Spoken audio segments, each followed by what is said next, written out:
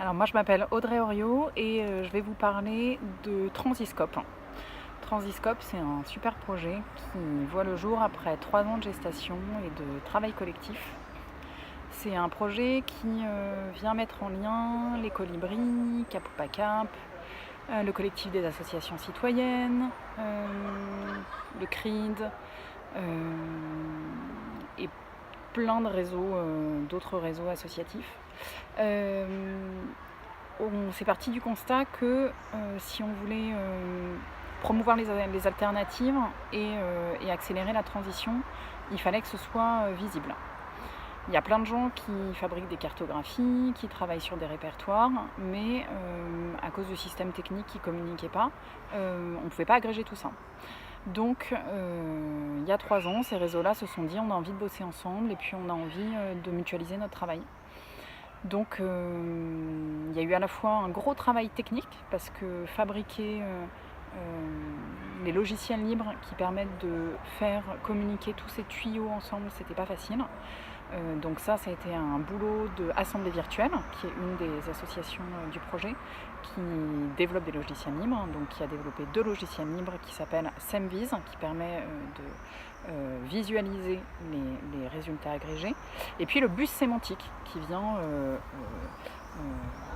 agréger du coup toutes les cartographies, toutes les données des différentes associations. C'est développé en logiciel libre, ça veut dire qu'on a aussi développé des fonctionnalités dont on n'avait pas forcément besoin pour que d'autres associations puissent le récupérer. Pour moi, la particularité du projet, c'est que c'est pas un projet technique, c'est que c'est un projet politique.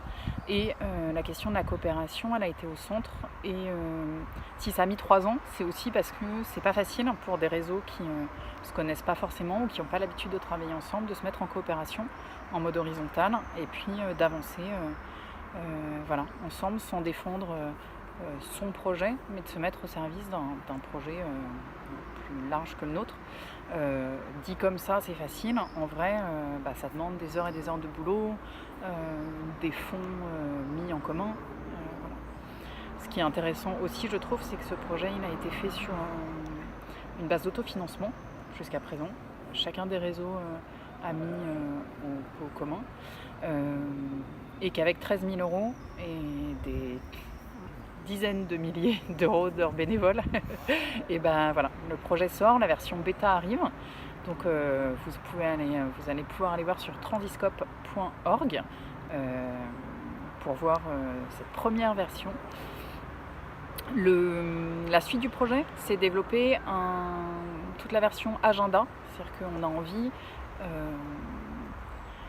finalement de sortir de Facebook. Il y en a marre de se dire qu'on a besoin de ces gros canaux pour communiquer. Il nous semble que c'est important qu'on ait aussi développé nos réseaux sociaux à nous et que pour voir nos agendas, on ait des outils libres. Donc voilà, c'est ce qu'on propose de faire en version 2.